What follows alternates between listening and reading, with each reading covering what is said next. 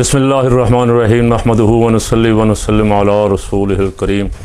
तमाम देखने और सुनने वालों को अस्सलामु अलैकुम व रहमतुल्लाहि व बरकातुहू। आज जब आप ये सुन रहे होंगे तो रात 5 अगस्त शुरू हो जाएगा और 5 अगस्त का ऐलान कर रखा है खान साहब ने एहतजाज के आगाज़ करने का, यानी जो तहरीक वो चलाने जा रहे हैं एहतजाजी, उसका आगाज़ 5 अगस्त से होगा। पूरी दुनिया में तो तकरीबन बहुत बड़े बड़े मुल्कों में, बरतानिया से लेकर ऑस्ट्रेलिया तक, गुज़श्ता रोज़ इतवार को बहुत बड़े बड़े मुज़ाहरे हो गए और पाकिस्तान में कल से शुरू होगा। और ये खान साहब इसे कहते हैं, ये टेस्ट मैच है, ये 2020 या 50 नहीं है, ये उस वक़्त तक जारी रहेगा जब तक पाकिस्तान में जमहूरियत और आइन पूरी तरह बहाल नहीं कर दिया जाता, जब तक तमाम सियासी कैदियों को जिन पे जाली मुकदमात बनाए हुए हैं उन्हें रिहा नहीं कर दिया जाता, जब तक लोगों को उनके इंसानी हकूक़ फराहम नहीं किए जाते, उस वक्त तक ये तहरीक जारी रहेगी। गुज़श्ता रोज़ जो मैंने अर्ज़ किया, बहुत सारे दुनिया के ममालिक में ये मुज़ाहरे हुए, पुरअमन मुज़ाहरे हुए। लंदन डाउनिंग स्ट्रीट के सामने, डाउनिंग स्ट्रीट 10 वज़ीर आज़म हाउस के सामने, और बाकी दुनिया के मुल्कों में भी बड़े बड़े जो अहम मकामात हैं वहाँ मुज़ाहरे हुए। कुछ नहीं हुआ। मुज़ाहरे हुए, ना कोई लाठी चार्ज हुआ, ना कोई कंटेनर लगे, ना कोई बैरियर लगे, ना कोई पुलिस को कुछ करना पड़ा, ना कोई रेंजर को कुछ करना पड़ा। लोग आए, तकरीरें की, मुतालबात किए, कुछ के हाथों में बैनर थे, कुछ ने प्ले कार्ड उठा रखे थे जिस पे फ्री इमरान खान लिखा हुआ था, और मुख्तलिफ नारे थे, बड़े पुरअमन तरीके से। और यही एहतजाज का तरीका है दुनिया में, इसी तरह एहतजाज होते हैं। लेकिन पाकिस्तान की ये मौजूदा हुकूमत इतनी खौफज़दा है कि पाकिस्तान की तारीख़ में इतनी डरी हुई, इतनी सहमी हुई, इतनी घबराई हुई हुकूमत मैंने नहीं देखी। हुकूमतें आई हैं को रोकती थीं बाज़ दफ़ा, भुट्टो के दौर में भी जब कौमी इत्तेहाद वाले निकलते थे, कई जगह पे शेलिंग होती थी, मुकदमात भी बनते थे। लेकिन ये मौजूदा हुकूमत ने सारे रिकॉर्ड तोड़ दिए।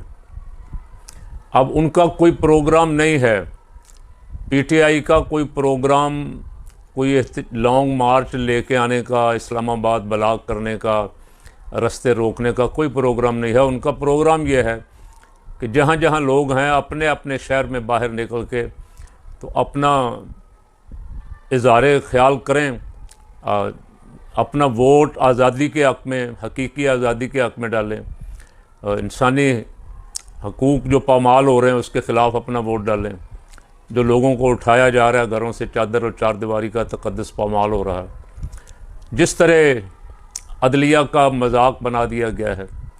यानी आप देखें कितनी जल्दी है इलेक्शन कमिश्नर वो राजा को, राजा सुल्तान राजा को इतनी जल्दी है कि अभी जिनके ख़िलाफ़ अदालतों से फ़ैसले आए हैं सज़ाओं के, उन्होंने अपीलें दायर करनी हैं, कोर्टों में अपीलें होंगी, किसी की सज़ा रहेगी, किसी की माफ़ हो जाएगी, किसी की उड़ा देगा हाई कोर्ट या सुप्रीम कोर्ट, और उसके बाद फिर इलेक्शन कमीशन की बारी आएगी। लेकिन इलेक्शन कमीशन तो सबसे पहले यहाँ तैयार बैठा हुआ। जो ही मुकदमात के फ़ैसले हुए, 1 2 3 4 जितने भी MNA MPA सेनेटर जद में आए, उनकी सीटें खाली करार दे के वहाँ नए इलेक्शन का ऐलान कर दिया। जो पहली खबर चल रही थी वो तो यही थी कि खान साहब ने कह दिया कि इन ज़िमनी इलेक्शनों में हम हिस्सा नहीं लेंगे। अगर खान साहब ज़िमनी इलेक्शनों में हिस्सा ना लेने का ऐलान करते हैं, बाईकाट का ऐलान करते हैं, तो इन इलेक्शनों की क्या कदर और वक़्त रह जाएगी? कौन इस इलेक्शन में वोट डालने जाएगा? कौन इस पर एतबार करेगा? और आज मेरी नज़र से कोई बयान गुजरा है मिस्टर गौहर का कि हमने बाईकाट का कोई फ़ैसला नहीं किया। मैं मिस्टर बैरिस्टर गौहर से पूछता हूँ कि ये इलेक्शन लड़के आप क्या करेंगे? संबड़ियाल का इलेक्शन आपने देख लिया, वोट किसी को पड़ता है, निकलता दूसरे के डब्बे से है। वोट 45 कुछ है, 47 कुछ है, और आप वकील हैं, बैरिस्टर हैं, आपका ख्याल ये है कि हम इसे चैलेंज करेंगे तो ठीक हो जाएगा। और चीफ जस्टिस ऐसे बिठा दिए हैं, Lahore high court, Islamabad high court, Peshawar high court में, सिंध हाई, ऐसे चीफ जस्टिस बिठा दिए, वो लगने ही नहीं देंगे आपका केस, हल कैसे हो जाएगा। 8 फरवरी 2024 को जो इलेक्शन हुए और 9 फरवरी को उनमें जो जालसाजी करके सारा इलेक्शन का रिज़ल्ट चेंज कर दिया गया।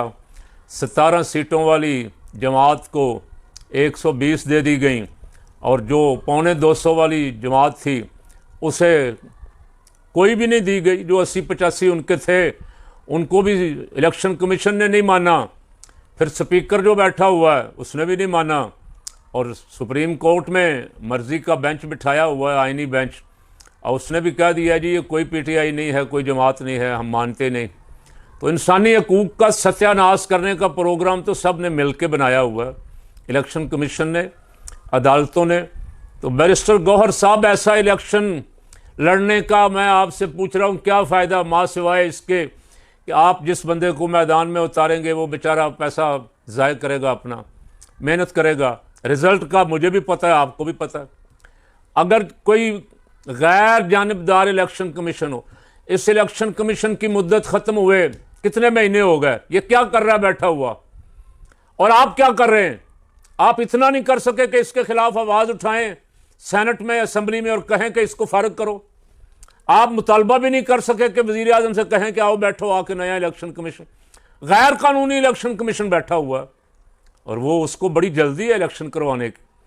अगर जेन्युइन इलेक्शन हों, कोई गैर जानबदार दयानतदार आदमी बैठा हो, कोई ईमानदार आदमी बैठा हो, तो जितनी सीटें भी चीफ इलेक्शन कमीशन साहब ने खाली करार दी हैं, इनमें से एक सीट पे भी कोई दूसरी पार्टी पीटीआई के सिवा नहीं जीत सकती, सफाया हो जाएगा सबका। लेकिन अगर जेन्युइन इलेक्शन हो, अगर 8 फरवरी वाला 9 फरवरी वाला तमाशा हो और उसके बाद संबड़याल वाला तमाशा हो, तो फिर इस इलेक्शन लड़ने का कोई फ़ायदा नहीं है। आप तो भुगत रहे हैं, आप तो इलेक्शन लड़ रहे हैं, मैं तो देख रहा हूं। और मैं इलेक्शन से पहले, 8 फरवरी को इलेक्शन था, इलेक्शन से कई महीने पहले तहरीक लब्बैक के वो जो उनका मार्च आ रहा था महंगाई के ख़िलाफ़, और लाहौर जिसने स्टे किया था, मैं वहाँ खड़ा होकर ऑन रिकॉर्ड, और वो मेरी तकरीर मौजूद है, कह चुका हूँ, उनसे भी कहा था इस इलेक्शन लड़ने का कोई फ़ायदा नहीं है। रिज़ल्ट तैयार हो चुके, फैसला हो चुका किस किस को लाना है। ये सारा कुछ हो चुकने के बावजूद भी जावेद लतीफ़ कहता है, नवाज शरीफ का राइट हैंड, जावेद लतीफ़ कहता है कि यहाँ जो बैठा हुआ था ड्यूटी पे, कोर कमांडर पता नहीं क्या कहते हैं उसको, वो कहता है, जावेद लतीफ़ का बयान है, ये भी रिकॉर्ड पे है, वो कहता है उसने मेरे शहर शेखुपुरे से जिनको जतवाया है उनसे 90 करोड़ रुपया वसूल किया है। 90 करोड़ रुपया एक बंदे ने वसूल किया, बाकी इलेक्शन कमीशन के अमले ने भी लिया होगा। इलेक्शन कमीशन ने 47 बना के देने का भी पैसा ले। एक बंदा करोड़ों रुपया लगा के जिस असम्बली में पहुंचा है, उस असम्बली को पूरा मुल्क नहीं पूरी दुनिया में कल मुजाहरे हुए, सब कह रहे हैं ये जाली असम्बली है।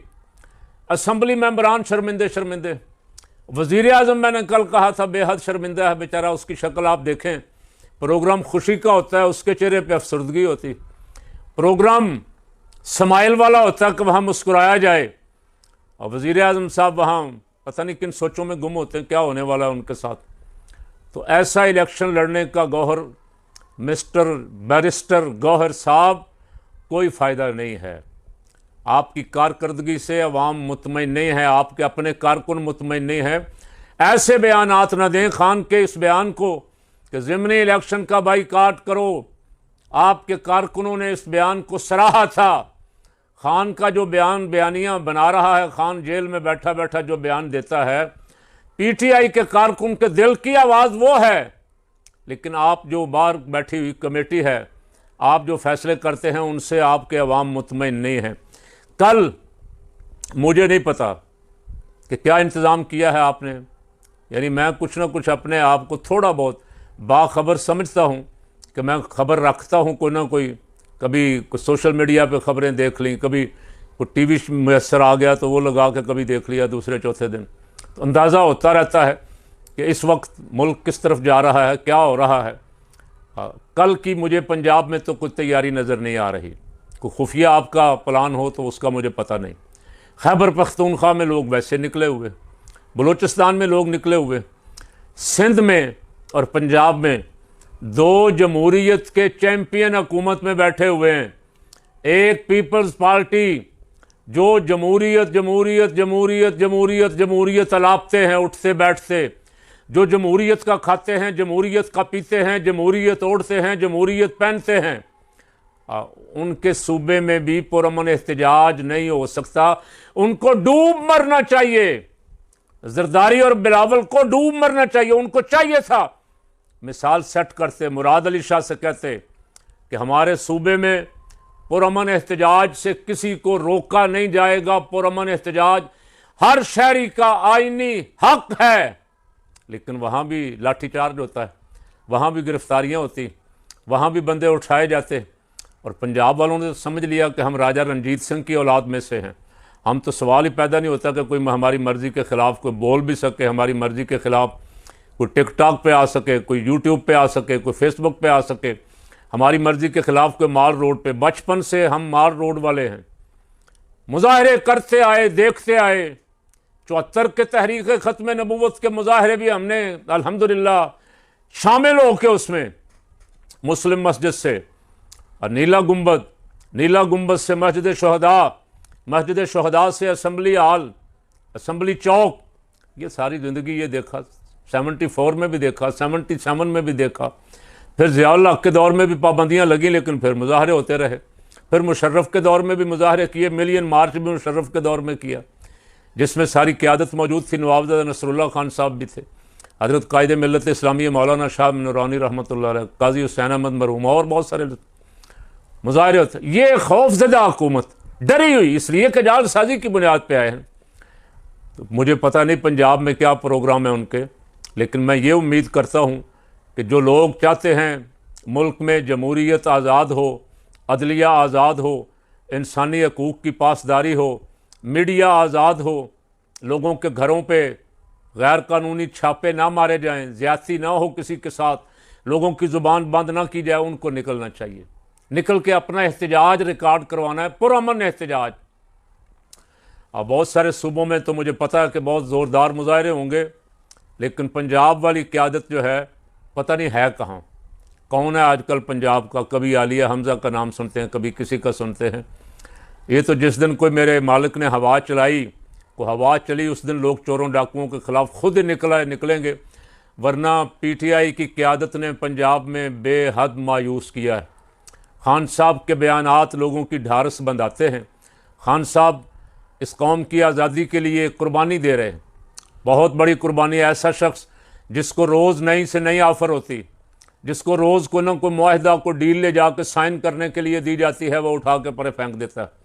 जिसने जेल की सख्तियाँ बर्दाश्त कर ली हैं, अब वो सख्तियाँ जो जाकिर और मौलवी और वाइस करबला वालों की बयान करते हैं, लेकिन करबला वालों के साथ खड़े नहीं होते, बयान करते हैं उनके जुल्म, और जुल्म सहने वाले के ख़िलाफ़ खड़े नहीं होते।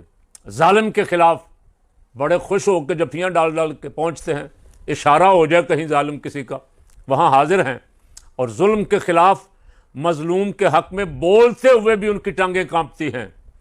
खान ने 2 साल में जो जुल्म का मुकाबला करने की, पता है, सबको पता है, ना हक कैद काट रहा है एक आदमी। अगर उसके केस अदालतों में चलने दिए जाते और अदालतें आज़ाद होती तो बहुत देर से वो फारिग हो चुका होता है इन केसों में। ऐसा आदमी जो अपने दफ्तर से लोगों को चाय इसलिए नहीं पिलाता था मेरे कौमी ख़जाने का नुकसान ना हो, उस आदमी पे जाली केस बना बना के करप्शन के, कभी तोशा खाना का, कभी 190 पाउंड का अलकादर यूनिवर्सिटी का, कभी शौकत खानम के ख़िलाफ़ प्रोपेगेंडा मुहिम चला के, कभी उसकी शादी के ख़िलाफ़। ये सारा करने वालों ने अपना मुंह काला किया है, वो वहाँ का वहाँ ही आज भी डटा हुआ है। और बड़ी जुर्रत के साथ डटा हुआ है। उसकी क़यादत जो बाहर इस वक्त मौजूद है, उनसे कहता हूँ कि थोड़ी सी हिम्मत करो। या खान ने कहा था कुछ कर सकते हो तो ठीक है, मेरे बयानिए का बोझ उठा सकते हो तो ठीक है, वरना अपने बोझ से पीटीआई की जान छोड़ दो, पीटीआई को अपने बोझ से आज़ाद कर दो। तो मैं भी उनसे कहता हूँ कि कोई जुर्रतमंद आदमी, कोई नौजवान, कोई नई क़यादत, कोई कारकुनों में से लोगों को आगे लाओ। जिस तरह के आपके लखन हैं, आप तहरीक चलाने वाले लगते नहीं हैं। अल्लाह ताला इस मुल्क का भला करे। इस मुल्क पे ज़रदारियों शरीफों ने जिस तरह नाजायज़ कब्ज़ा किया हुआ है और दोनों हाथों से लूट मार कर रहे हैं, अल्लाह इस मुल्क की हिफाजत फरमाए।